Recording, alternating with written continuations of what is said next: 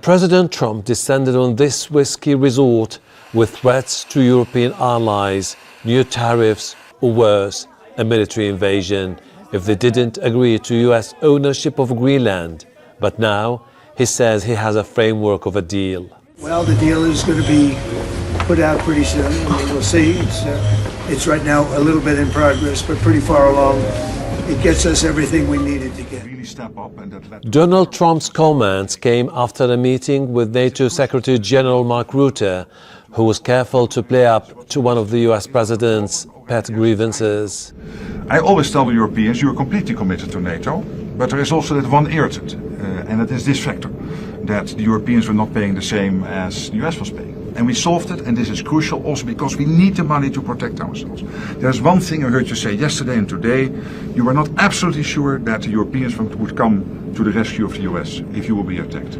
Let me tell you, they will.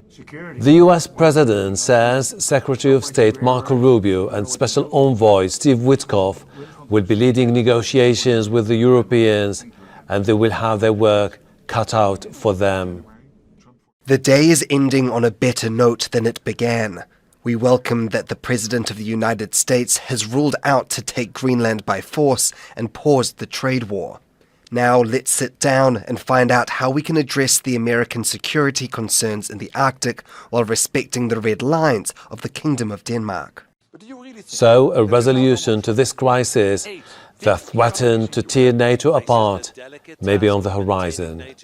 But the absence of a deal would lead to a deep dive into an unprecedented crisis between two traditional allies. Ahelbarra, Al Jazeera, Davos, Switzerland.